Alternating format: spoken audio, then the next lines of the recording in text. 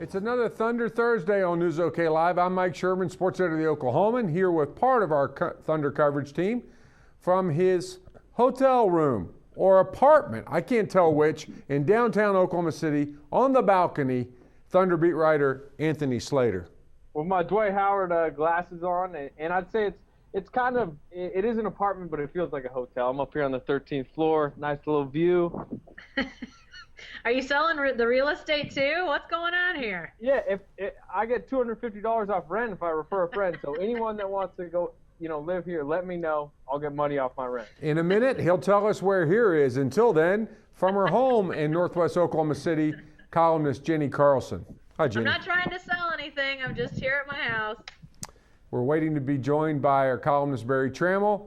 Thunder beat writer Darnell Mayberry is in transit from Los Angeles, where last night he covered the Thunder's big win over the Clippers. Before we dive in, I should remind you, Thunder Thursdays are sponsored by our good friends at Wheeler Chevrolet. Take that drive down I-40, save yourself some time and money. And now on to the story of the day, the story of the week, that fabulous game between the Thunder and the Clippers. Anthony, we thought we'd just play some nameless word association with this game. There's so much to go through. Let's just start here.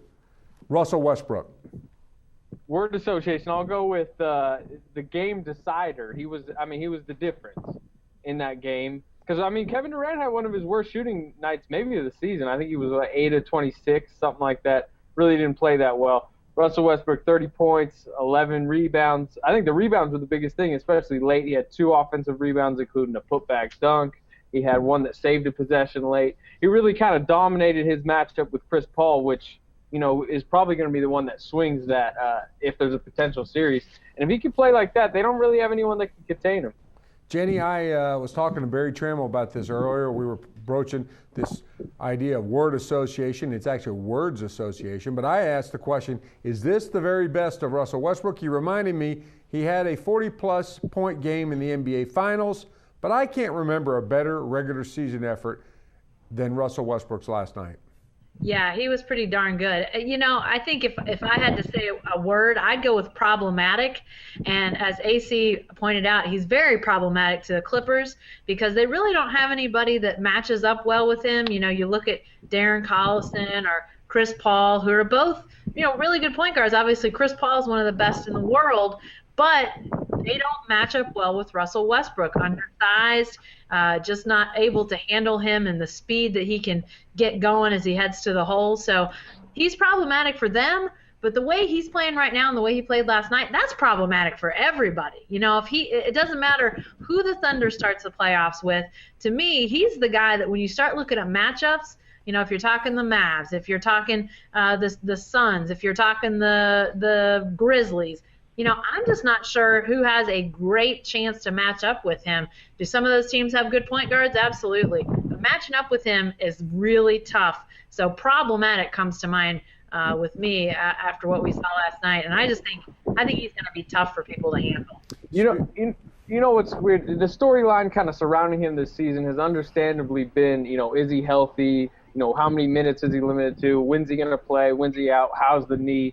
But when he's on the court, he might be having his best season. I know he's only played half the season, but when he's on the court, he's been as good as ever. We're talking athletic-wise and, with everything he's doing. Speaking of problematic, speaking of bad matchups, let's move on to Thabo Sefolosha, a guy who has been missing for quite a while but was back last night, and Thunder defense was back too. Anthony, what's your word for Thabo? Needed. He's needed. I think Barry had the really good stat, and I think it's a blog that's going to be posted at some point today. I think in like the 26 or 27 minutes that Thabo was on the court, they only gave up like 42 points, and then the rest when he wasn't on the court, they gave up like 50-something.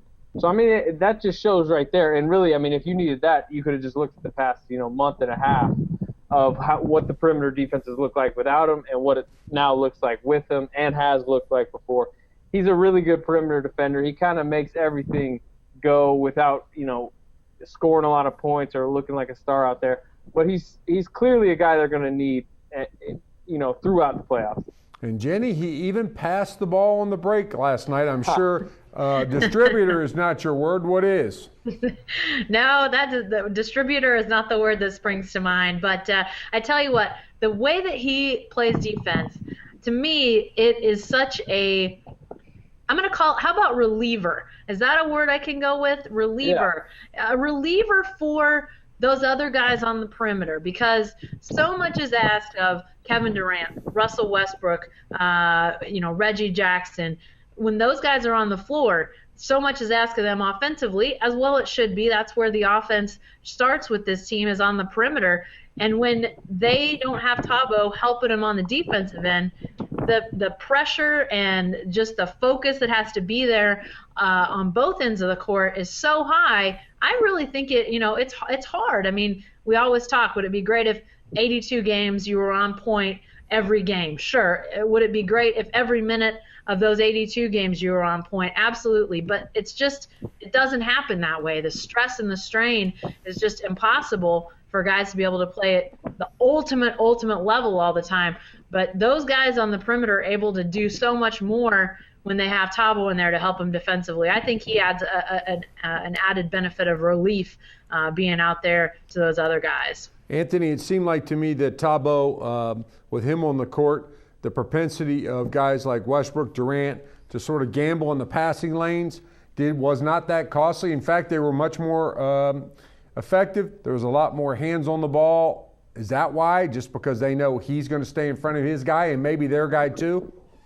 Yeah, and I mean, and we got to talk about it. Kendrick Perkins is back, and he has a lot to do with this too. He's only been back, 3 games now. But I definitely think that there's something to do with that. They just feel more comfortable out there. It's a starting lineup that's been here for 3-4 years now, has really been steadily playing together before this little stretch. So I do think there's more comfort, and I think the Thunder really, now that they are getting these guys back in the playoffs, are really becoming, they're like a week away now. I mean, I think they're really starting to play team basketball, especially on the defensive end. Guys, let's go with the next one. A guy who has really sort of defined this rivalry, the Clippers-Thunder rivalry, and that is Blake Griffin. Jenny, what's your word for Blake, the hometown hero? I think sneaky instigator comes to mind, and I know that's 2 words, but I hope that this is a playoff series, because I really think the level of drama that we could have if you have Serge Ibaka and Blake Griffin on the court together for extended periods of time in a week or 10 days. Oh my gosh. Last night at one point, I think it wasn't Serge, it was Nick Collison. He's down on the floor with Blake Griffin, going after a loose ball. And all of a sudden, Nick Collison's got him in a headlock. And it wasn't intentional, it's just how they ended up. But that's kind of Blake for you. For some reason, he's able to kind of figure out ways to get guys in bad situations, and then they look like the one that is causing the problems. He's obviously so talented. He's only improved his game as he's gone. I think everybody's seeing that. So, golly, what great drama, though, that would be. The Oklahoma City guy playing against the hometown team. Sign me up for that. If that happens, which it looks like it's going to have a good chance to, that's going to be nothing but fun. Anthony, what's the word?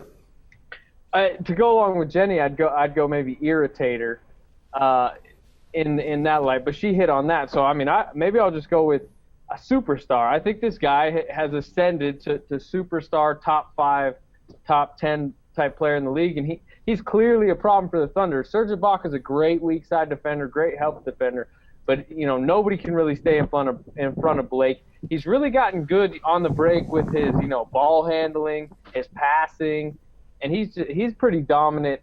I don't know what he finished with last night. I think he had somewhere around 30 and 10. I mean, he's going to be a problem for anyone in the playoffs. He's kind of like Russell Westbrook, is as a point guard. If Blake's on, nobody's really going to contain him from getting his points. Wait, are you saying that your one word isn't Udonis, as in Udonis Haslem? I mean, it's too bad Darnell can't join us, because maybe that would be his word. Because remember, Jenny, and you might not remember, Anthony, you weren't around then, that our good friend Darnell Mayberry, back when he was covering the early days of the Thunder, and young Blake was dominating the Big 12. Our good friend Darnell Mayberry, the talent scout, reminded us that he thought Blake Griffin was going to remind him of another Udonis Haslem. What say you now about that, Jenny? She on? How about it? There's Barry Trammell joining us. Barry, did you catch my soliloquy about Darnell and Udonis Haslem? Yeah, I did. And RFD knows a lot about basketball, so I'm not going to hold it too much against him, but he missed that one. Yeah, no doubt. Barry, you were talking about Blake. Anthony alluded to it. You and I were talking about earlier. He's an All-NBA performer this year, right before our very eyes. What makes it so? Well, he's just become an all-around great player. He's got the outside jump shot, which means you can't lay off of him too much. And inside, he's just a beast. He's powerful and athletic, so he can score from around the basket. He's gotten better on defense. He's a rebounder. He just does just about everything. So, I heard a good debate the other day about who's the Clippers' most valuable player. And before this season, that would have been sacrilege. Of course it's Chris Paul. But now it might be Blake Griffin. We're playing a word association with the Thunder Clippers series. The game last night, which was a wonderful game, something to just sort of marinate in. And Jenny will go with Blake Griffin's counterpart, Serge Ibaka. What's the word? That's a good one. You know what? I think that right now I might say Serge Ibaka's word association is something along the lines of it's something more than difference maker. I'm having trouble coming up with exactly what I'm thinking, but I think if he can continue to obviously play great defense. I mean, we've seen that defense continue to be good, and with Kendrick Perkins back, there's no doubt in my mind his defense gets even better. He doesn't have to worry quite so much about so many things now that Perk is back. So I think his defense will only improve. And then if he can give the Thunder offensively sort of what we've seen him do, in longer stretches now, I think that's the type of thing that could really be defining. Maybe that's it. Defining is a word for Serge Ibaka. Defining for this team in terms of just how far can they go, how high can they climb in this race to try to get an NBA championship. If you have Kevin Durant playing Kevin Durant basketball, which he's given us no indication he won't do that. Russell Westbrook playing at a high level, which again, as Anthony pointed out, even with his limited games, this may be Russell's best season. And then you throw in Serge Ibaka playing well. Yike! I mean, that is a tough combination for a lot of teams to handle right there. How about it, Barry? What's Serge Ibaka bring to mind? In light of the Clippers series, of course. I think it is resilient because Serge was headed for disaster last night. Blake got off to the great start. Serge got 2 fouls, and the gulf between those two players' productivity seemed vast.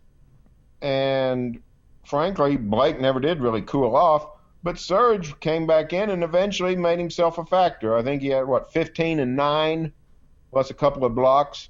So had a good, solid game out of total disaster from the start. I don't know that Serge has a long memory, which is a very nice thing.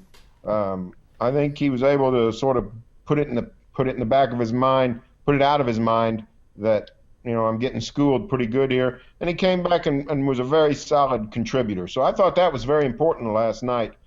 If he goes into a Clippers series, he's going to get outplayed by Blake Griffin just because Blake Griffin's all NBA. He's a superstar. Serge Ibaka is not. He might be someday. He's not right now. So if Serge can just remember, hey, I can still help this team while still sort of losing this personal duel, then that's a very good thing for the Thunder. Anthony, how about this word, restrained? There was no below the belt shots. There was no Hunger Games poses. There was none of that. There was really not that much Blake Serge theatrics. That was the one thing missing from last night. There were kind of these skirmishes where you thought the theatrics were coming, but yeah, restrained's a good word. He didn't get a technical last night, which, there was at least 3 or 4 opportunities. You figured one might be coming. So that he was good last night. If we're going, a wider scope, I think underrated. I still think he's a little bit underrated what he does on the defensive end. I think his impact especially in the Spurs matchup, we saw it when they were in here. I mean, he was just erasing shots. I mean, he just makes up for so many maybe defensive lapses or mistakes. And then once he gets a couple of those blocks, I mean, you could really see in that Spurs game people starting to, not go inside or pass it out on the drive. I still think his defensive impact is underrated. Guys, Darnell Mayberry blogged about this in his Thunder Rumblings blog after the game. And in essence, he said the Clippers can't beat the Thunder. Are you buying that, Jenny? In a series, I would say true. I would go with Darnell on that. I'll go back to what I was saying about Russell Westbrook before. I just don't think they match up well with Westbrook. And when you can't really contain him, he can get what he wants, but I think then also he's enabling others. I mean, I think they've got some guys that are going to pester Durant. We saw him struggle through last night shooting-wise, I think is in part because of what the Clippers have. I think, a guy like Matt Barnes can, mix it up a little bit with him and frustrate him a little bit. But, in a 7-game series, I just don't think that I don't think the matchup is a good one for the Clippers. I think the Thunder wins that. I side with Darnell. Team Darnell. Barry, of course, Darnell's context was in a series looking ahead to a possible second round of the NBA playoffs against the Clippers. Do you concur? Do you think the Thunder has their number? Oh, sorry. Lost Barry. How about you, Anthony? No, I'm not Team Darnell. I'm Team Clippers. I think they'd have a good shot. I really think they've bolted because Blake Griffin has taken that leap. I think they've kind of bolted into that tier where I think they're a title contender with the Spurs and with the Thunder. I'd probably pick the Thunder if I had to pick in a series, especially because it looks like they'll have home court. But remember, the Clippers didn't have Danny Granger last night, who I don't know how big of a difference, but they didn't have Jamal Crawford. Remember, Jamal Crawford came in here, scored maybe 30 points. I mean, if he gets hot, he can win a game in a series. Chris Paul, everyone knows what he can do, and Blake Griffin's a matchup issue. I think this is going to be a really tough second-round series for the Thunder. I'd probably pick OKC, but there's no way I'm going to sit here and say the Clippers can't beat them. How about it, Barry? You going to crawl out on that limb with Darnell? I'm with Darnell for this reason. I think Thunder, there's some matchup advantages for the Thunder. There's some massive matchup advantages for the Clippers, too. But it comes down to this. The Clippers in general have not made a commitment to defense. This is not an elite defensive team. And if you're not an elite defensive team, you don't excel in the NBA playoffs. You just don't. And the Clippers have not shown that they can do that yet. Maybe they will someday. But until they do, you have to go with the Thunder because the Thunder has shown that it can be an elite defensive team. Go ahead. Let me Anthony. ask you guys. I mean, look, I'll probably pick the Thunder in that series, but are you sitting here saying that the Clippers can't win that series? I mean, you could easily see the Clippers winning that series, right, Barry? No, not easily. I could see it. I could see them win, but I could not easily see it. What would you put the I think percent the at? Thunder would be a solid favorite. In other words, if the Grizzlies played the Clippers in the first round, which is possible but not likely, I think to me it's a toss-up series because one team plays defense and the other does not. Huh? The point about the Clippers, too, if you remember, is even with Jamal Crawford and their scoring ability, they have a lot of good. They have some. They have two great players, but they don't have as many good players as the Thunder does. They don't have as many guys who can do as many things. There's some specialty players. Jamal Crawford, he comes off the bench. He can't guard anybody or do anything but put the ball in the basket. I know that might sound a lot like Chris Carter, can't do anything but catch touchdowns, and we know where that got the Philadelphia Eagles. However, the advantage and what Barry said about elite defense, it's funny that we're sitting here talking about the Thunder as if they can be an elite defensive team, but it sure looked like it for large stretches last night. You think that's the Thunder's destiny in the playoffs, Anthony, or do you still see trouble ahead for the Thunder on defense? Well, I mean, I think they're going to be good in the playoffs on defense because, look, they're getting their two guys back that we've talked about, Tabo, Perkins. Plus, we've seen lately when they've had to crank it up when it feels like a playoff atmosphere, like last night, like when the Spurs came in here, like when Houston came in. to Oklahoma City. When they're really in tune and into the game, they play really good defense. I just think their style of play, which is blitz and pick and rolls, and sometimes they overhelp. I think when they're not as energetic as they should be, that really starts to expose their defense and their defensive style. But if they're playing how we assume they're going to play in the playoffs, they are an elite defensive team, and they've shown that in the past. Well, and I think, too, when you think about their really good defensive outings, it has been a little more sporadic than I think some people would want.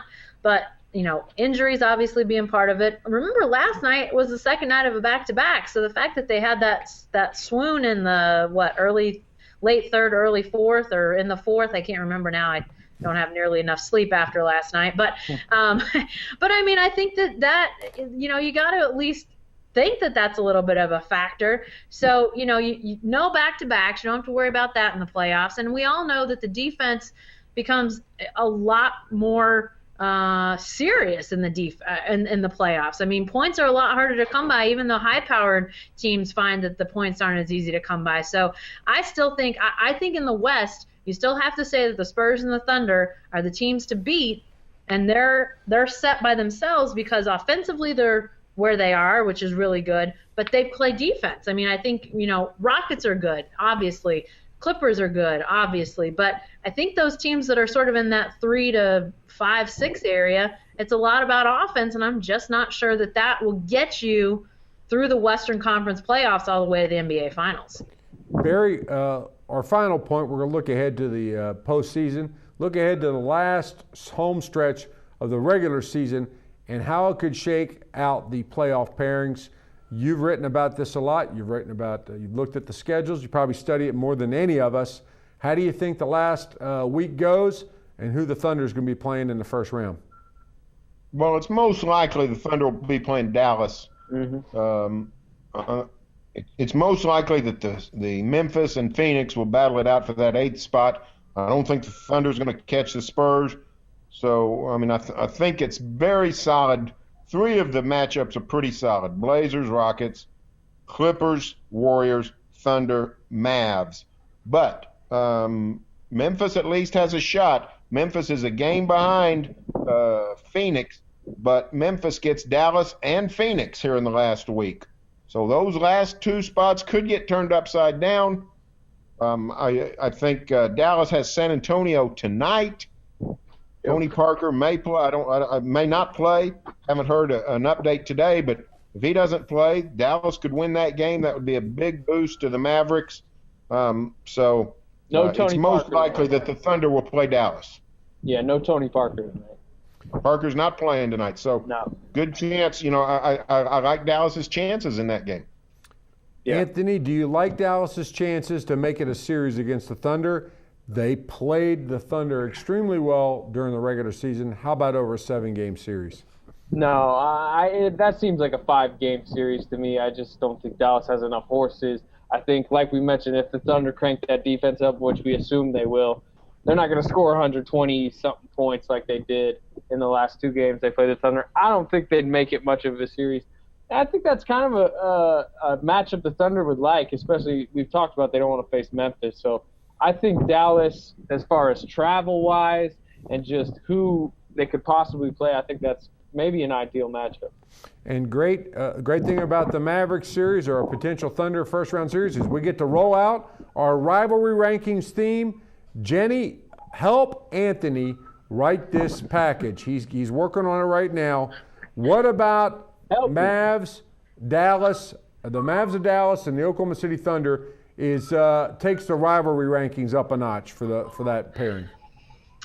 Well, I mean, I think you got to start with the fact that have they played the Mavs every year in the playoffs? If not every 3 out of 4. Okay, to me that's big. I mean, when you've got something on the line like advancing in the playoffs, that makes the Mavs unlike some other teams. It sort of puts them in the Memphis realm when you talk about playoff importance. And I mean, obviously the Mark Cuban stuff, voting against the move, and all of that. Mark Cuban himself, I think that he rankles some people around here.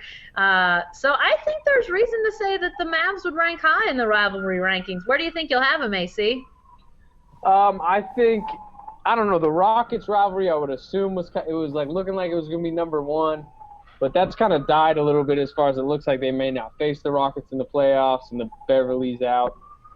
I think the Heat are above them. I still think the Spurs, just because of the competitiveness. I'm probably 4 or 5, I'd say, with the Mavs. That's just a guess. I got a point system that me and Mike came up with, and I'm not choosing. The points are going to choose. Oh, okay. I love it. Barry, last word on the rivalry. Mavericks, Thunder, where's it ranked? Oh, I think it ranks pretty high, but the problem it misses is not bad blood. I mean, we've got some bad blood going with Oklahoma City, Houston, with Oklahoma City Clippers. Not that much bad blood with the Mavericks. I mean, Dirk Nowitzki's like Durant. He's a lovable superstar. Not only that, I mean, I don't know if good blood's a term, but I mean, Durant said multiple times he thinks Dirk's his favorite player. He said before that Vince Carter is one of his favorite all-time players. I don't know if good blood's a term, but we needed Jason Terry to stick around in a Mavs jersey. Terry would have helped things, but he's gone. Well, I know. Hey, Kevin Durant, if we're depending on Kevin Durant to add bad blood to any rivalry, we're going to be waiting. You're his favorite player. You're his favorite player. You're his favorite player. Everybody's his favorite player, and this is his favorite Thunder Thursday hangout on News OK Live. That's all for this edition, but you can stay with the best coverage team every day at News OK and every morning in the Oklahoman. Remember, folks, Thunder Thursdays are sponsored by our good friends at Wheeler Chevrolet. Take that drive down I-40. Save yourself some time and money. Easy for me to say. See ya.